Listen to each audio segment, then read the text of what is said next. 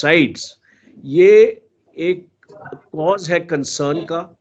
और ये प्रोग्राम के जरिए अगर हम इस अवेयरनेस को राइट अथॉरिटीज के पास से ले जाएं तो आई थिंक आप एक बहुत अच्छी सर्विस करेंगे देश के लिए और फौज के लिए।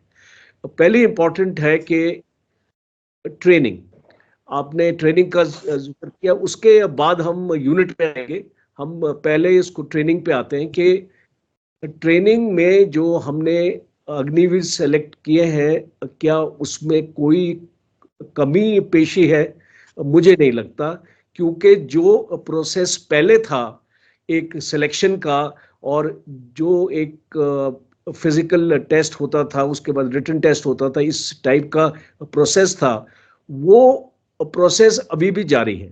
तो हम इस चीज के ऊपर नहीं कोई एडवर्स कमेंट कर सकते हैं कि ट्रेनिंग के ऊपर कोई फर्क है। और दूसरा, मैं बीच में आपको टोक रहा हूँ, 6 महीने की ट्रेनिंग इनफ लगती है आपको? एक सोल्जर को 1 से 1.5 साल की ट्रेनिंग दी जाती है तब वो वेपन को हैंडल करता है।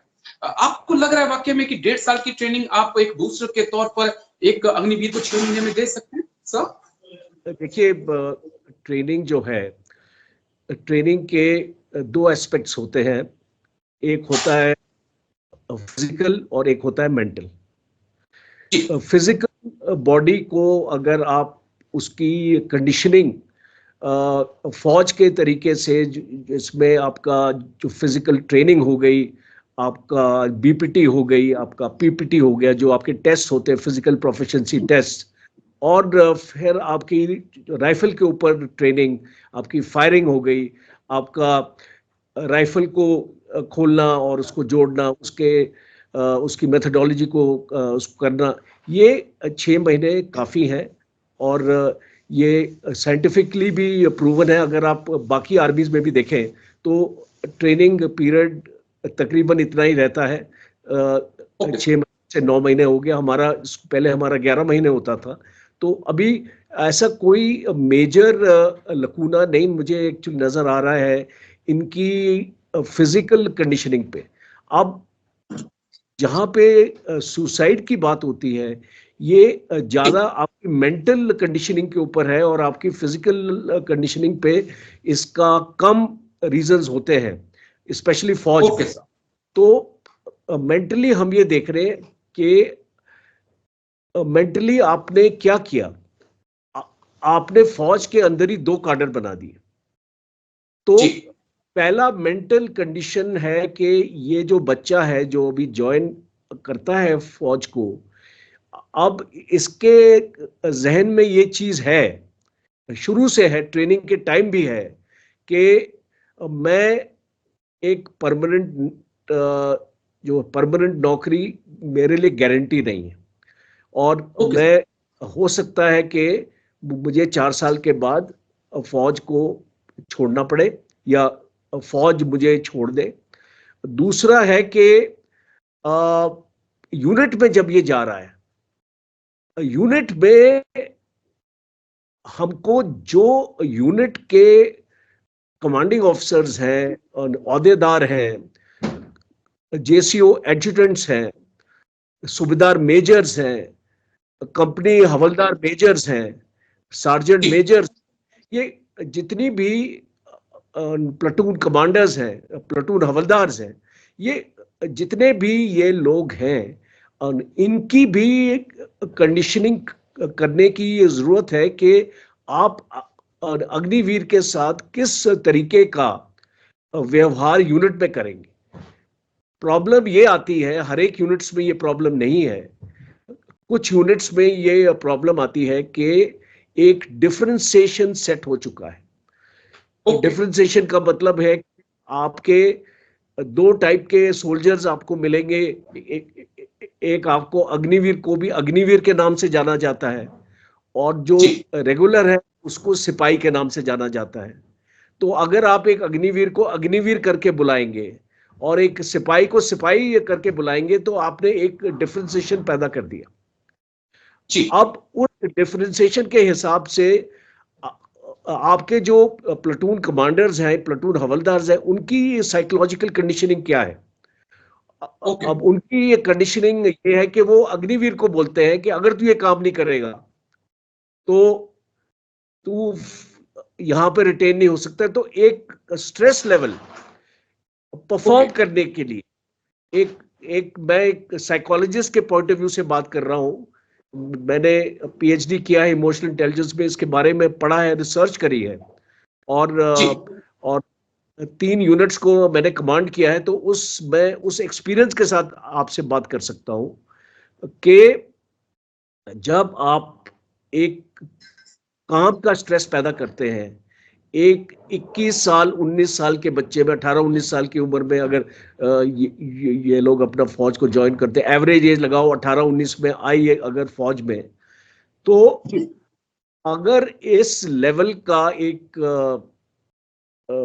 एडल्ट है जो इतना यंग है और उसके माइंड पे हर एक चीज का असर पड़ता है, और अगर आप उसको एक स्ट्रेस एनवायरनमेंट में अगर आपने उसको डाल दिया और आपने जी। उसको परफॉर्म करने के लिए बोला कि भाई अगर तू यहां पे परफॉर्म नहीं करेगा तो तू देख लेना तेरा परमानेंट नहीं होगा। अगर इस टाइप का एटीट्यूड और इस टाइप की सोच सीनियर ओहदेदार जो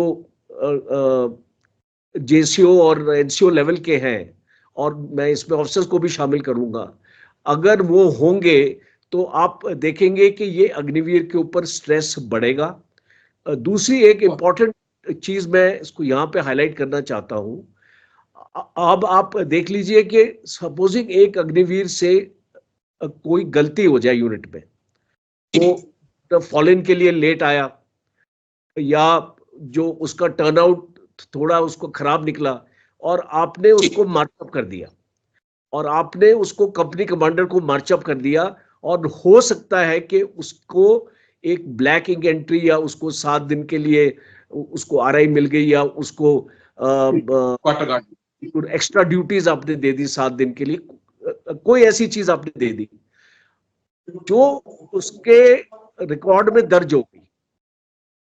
अब आप मुझे बताइए कि 6 महीने नहीं हुए उसको यूनिट में आए हुए, जी। और ये चीज उसके रिकॉर्ड में दर्ज हो चुकी है, तो आप मान के चलिए कि उस अगले 3 साल की जो परफॉर्मेंस है वो आपने उस परफॉर्मेंस को खत्म कर दिया है। क्योंकि एक लॉजिकल चीज है कि जिस बंदे का एक डिसिप्लिन केस बन गया, वो अपने माइंड में समझ ओके लेता सर। है कि मेरा परमानेंट नहीं होने वाला है। तो ये एक बहुत इंपॉर्टेंट मुद्दा है जिसको आपको एड्रेस करना पड़ेगा। लास्ट में मैं एक पॉइंट आपको देना चाहता हूं, ये जी। जितने भी 21 केसेस हैं, जी। मैं चाहता हूं कि इसके ऊपर एक स्टडी की जाए इमीडिएटली। और okay. College of defence management एक ऐसा इंस्टीट्यूट है, बल्कि मैं रिकमेंड उनको भी ये करूंगा कि एक शॉर्ट स्टडी जिसको हम 2 या 3 महीने में कंप्लीट कर दें, इन केसेस बाय केसेस को एनालाइज किया जाए, ऑल 21 केसेस के क्या रीजन था इस सुसाइड का। और अगर ये चीज जो मैं आपको अभी बता रहा हूं, अगर ये चीज सामने आती है तो बहुत जरूरी है कि हमको इमीडिएट करेक्टिव मेजर्स लेने पड़ेंगे।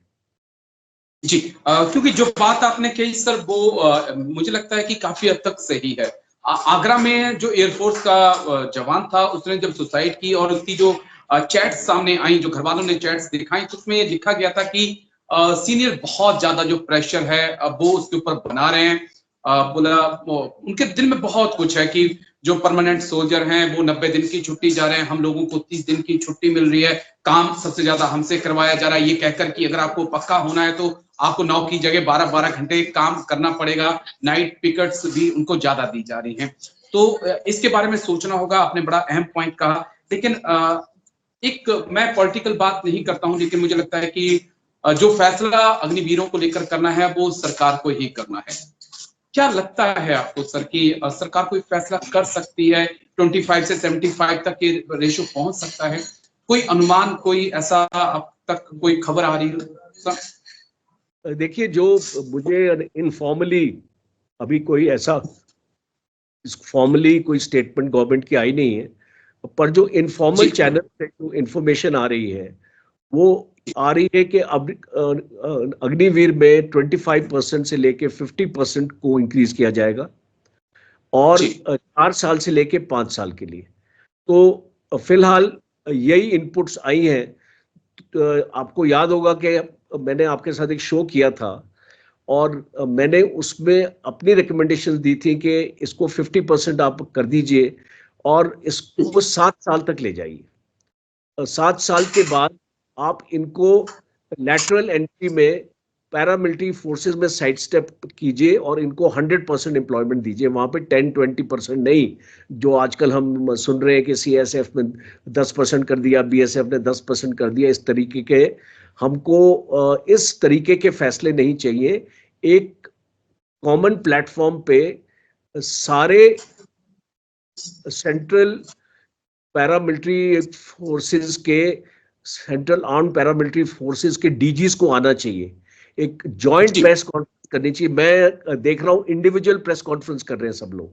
आई सेड एक जॉइंट प्रेस कॉन्फ्रेंस करनी चाहिए जिसमें होम सेक्रेटरी भी मौजूद होने चाहिए, और उस जॉइंट प्रेस कॉन्फ्रेंस में अनाउंस करना चाहिए कि इतने अग्निवीर हमारे पास आएंगे इस साल। जैसे कि अगर मैं आपको एक इसको नमूना दूं कि अगर आपने 45,000 या 46,000 अग्निवीर को रिक्रूट किया है, तो इसके 75% 33 या 34,000 अग्निवीर आपके पास आएंगे, और इन लोगों को स्टेटमेंट देनी चाहिए। इन 34,000 में से 800 हम लेंगे बीएसएफ में, 800 हम लेंगे, 1,000 हम लेंगे, और इस तरीके का डिस्ट्रीब्यूशन पूरे 34,000 अग्निवीर का हमको मिलना चाहिए।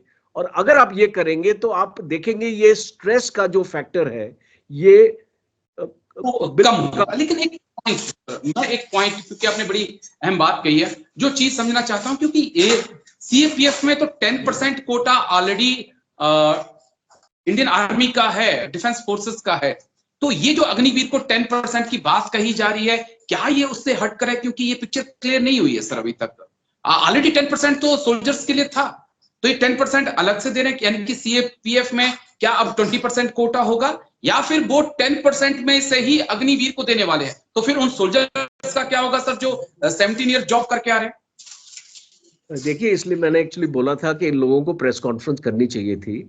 अब ये लोग अपना अपना वीडियो बना के उसको आपने वायरल अपना कर दिया, ये एक गलत सिस्टम है। आपने जब अग्निवीर को अनाउंस किया था, आपको याद है 3 आर्मी चीफ्स को आपने सामने खड़ा कर दिया था प्रेस कॉन्फ्रेंस में उसको जस्टिफाई करने के लिए। सिमिलरली मैं ये चाहता हूं कि जितने भी डीजीज हैं इनको एक प्रेस कॉन्फ्रेंस करनी चाहिए, उसमें होम सेक्रेटरी को भी होना चाहिए, और पूरा जो सिस्टम है अग्निवीर को लेने का, वो सिस्टम इनको बहुत क्लियर करना चाहिए। और आपका जो ये डाउट है, ये सबके माइंड में डाउट है, और ये कहीं पर भी इन लोगों ने क्लैरिफाई नहीं किया है। इन लोगों ने ये बोला है कि हम 10% अग्निवीर को हम उसको आरक्षण अपना दे रहे हैं, उनकी रिजर्वेशन होगी 10%, पर उस चीज का खुलासा नहीं हुआ है कि जो एग्जिस्टिंग 10% था वो कंटिन्यू रहेगा या वो इसी में एडजस्ट किया जाएगा। तो मेरा ये इसको अनुमान है कि ये एडिशनल होना चाहिए, ये उसका हिस्सा नहीं होना चाहिए, पर हमारे पास ऐसी कंफर्मेशन नहीं है, एक ऑफिशियल कंफर्मेशन की जरूरत। बस एक आखिरी पॉइंट, क्यों बेसिक उसी मुद्दे पर मैं आऊंगा जो सुसाइड का मुद्दा है। आपने भी वो बात कही कि पहले भी सोल्जर्स सुसाइड करते रहे हैं, एक बड़ी सिस्टम हुआ करता था, हम देखते थे कि बड़ी सिस्टम है, वो एक दूसरे का ध्यान रखते थे, कौन डिप्रेशन में है पूरी जानकारी रखते थे। क्या ये कंसेप्ट उसमें भी चल रहा है या चल रहा होगा? मैं आपसे इसका थोड़ा सा जवाब जानना चाहूंगा। और दूसरा मेरा एक बड़ा अहम पॉइंट और है कि इंडियन आर्मी ज्वाइन करने के बाद आपको 2.5 से 3 साल के अंदर पहला प्रमोशन मिल जाता है, तो क्या अग्निवीरों को 4 साल बाद फिर परमानेंट होने के बाद प्रमोशन का इंतजार करना होगा? ये चीज भी मेरे दिमाग में क्लियर नहीं हो पाई है सर, इस पॉइंट को भी क्या क्लियर करेंगे आप? देखिए 2.5 साल में प्रमोशन नहीं बनता, एक लास्ट नायक की अपॉइंटमेंट होती है, वो एक बिल्कुल नोशनल सर। अपॉइंटमेंट, हाँ वो एक नोशनल अपॉइंटमेंट होती है। वो आपको आई थिंक अग्निवीर को अपने टेन्योर में नहीं मिलेगी, उसको 4 साल के बाद उसको अपना लांस नायक का, और फिर उसको अपना कार्डर करना पड़ेगा, इसको हवलदार से नायक सूबेदार के अपने कार्डर होते हैं, और उसको नायक उसकी जी, उसके एशिया वगैरह पे होता है, उसकी ये कंडक्ट पे 7 साल होता के है। बाद। हाँ, तो वो इनको ये 4 साल के बाद मिलेगा। और दूसरा, ये बड़ी सिस्टम की आपने जो बात करी है, ये एक सिस्टम है फौज में, और ये अग्निवीर के लिए भी है और लागू है। जो मेरी ये जानकारी है कि यहाँ पर भी अग्निवीर के बड़ी सिस्टम है, बट ये इसमें मैं एक बदलाव करना चाहूंगा। अगर आपने एक अग्निवीर को एक अग्निवीर का ही बड़ी बनाया, तो जी, इससे बेहतर होगा आप एक सिपाही और अग्निवीर को बड़ी बनाएं। तो ओके। मैं इसको इसलिए एक्चुअली बोल रहा हूँ कि वो फिर अपने आप को जी, बेटर आइडेंटिफाई करेगा। वो आपने जो अपना डिफरेंशिएशन किया है ना, वो आपको डिफरेंशिएशन उसको फिर उसमें कब नजर आएगा, क्योंकि अगर उसका बडी एक सिपाही होता है, तो जो जी, इस टाइप का सिस्टम मैं समझता हूं कि अगर यूनिट्स में आ जाएगा, तो शायद ये एक बेहतर होगा, एक अग्निवीर को लेना अभी अपनी। मेरे पास एक आखिरी पॉइंट सर, मेरा आखिरी पॉइंट, क्योंकि आपने 3 से 4 रेजिमेंट को कमांड किया हुआ है, एक सीओ को 2 प्रकार के सैनिकों को कमांड करने में कितनी मुश्किलें आने वाली हैं या आ रही होंगी सर? देखिए सबसे पहले तो सीओ को अपने माइंड में ये चीज निकाल देनी चाहिए कि जी, ये अग्निवीर है और ये एक्चुअली सिपाही है। जो भी रिक्रूटमेंट के प्रोसेस से हुआ है, आपको मैं एग्जांपल देता हूँ। हमारे यूनिट में शॉर्ट सर्विस ऑफिसर्स भी आते हैं, अपना जी, जी, जब जी, आते हैं हमारे तो सर, यूनिट में रेगुलर ऑफिसर्स भी आते हैं। तो एक कमांडिंग ऑफिसर के माइंड में ये चीज नहीं चलती है कि ये शॉर्ट सर्विस है या रेगुलर है। ठीक, एक ऑफिसर है, और वो अपनी अपनी पहचान अपना खुद बनाता है। अगर एक शॉर्ट सर्विस ऑफिसर एक रेगुलर ऑफिसर से माफी के अच्छा कर साथ, रहा माफी के साथ, माफी के साथ मैं बीच में आपको टोक रहा हूँ, उन्होंने ऐसा होता नहीं है, लेकिन एक अफसर अफसर होता है सर, नो डाउट अबाउट, चाहे शॉर्ट सर्विस कमीशन से आए, एनडीए से आए, या फिर आर्मी के अंदर कई तरह के कमीशन है वो क्लियर करके आए, लेकिन यहाँ पर एक जवान है और एक अग्निवीर है। ये जो दो अलग अलग थ्योरीज है ना, दो अलग अलग नाम दिए गए हैं, इसी से सर मुझे लगता है कि एक बड़ी प्रॉब्लम क्रिएट भी हो रही है। है, तो इसलिए मैं ये समझता हूं कि कमांडिंग ऑफिसर को मैच्योर होना चाहिए, और उसको एक जैसे अग्निवीर आते हैं, एक यूनिट का सैनिक सम्मेलन लेना चाहिए, और उसको हर एक महीने वो सैनिक सम्मेलन लेता है। एक कमांडिंग ऑफिसर, एक रूटीन है यूनिट में, दरबार भी हम इसको बोलते हैं। उस दरबार में आप बहुत क्लैरिटी के साथ अपने अपने बाकी ऑफिसर्स को, जेसीओस को, और अपने ओहदेदारों को और अपने जवानों को आपको समझाना चाहिए कि ये अग्निवीर नहीं है, ये हमारा ही जवान है, सिपाही है। इसका नाम बेशक अग्निवीर हो, पर ये इसको यूनिट का उतना ही अहम हिस्सा है जैसे हमारे बाकी जी, जवान हैं। ये मैसेज कन्वे करना बहुत ही जरूरी है। और अगर ये मैसेज अच्छी तरीके से कन्वे हो रहा है राजेश जी, तो कोई चांस नहीं है वहां पे कोई अग्निवीर सुसाइड। जी सर। चलिए, बहुत बहुत शुक्रिया आपका मेजर जनरल राजन कोचर साहब, समय देने के लिए, इतनी बारीकी से समझाने के लिए। हम भी यही चाहेंगे कि जो अग्निवीर सुसाइड बच्चे कर रहे हैं वो ऐसा ना करें, क्योंकि उनके पीछे उनका पूरा परिवार है जो बड़ी उम्मीदों के साथ उनको देख रहा है, और बहुत सारी उम्मीदें हैं उनकी, उनकी उम्मीदों को ना तोड़े। बहुत बहुत शुक्रिया sir, thank you. Jain sir, thank you समय देने, धन्यवाद थैंक यू जी। सर।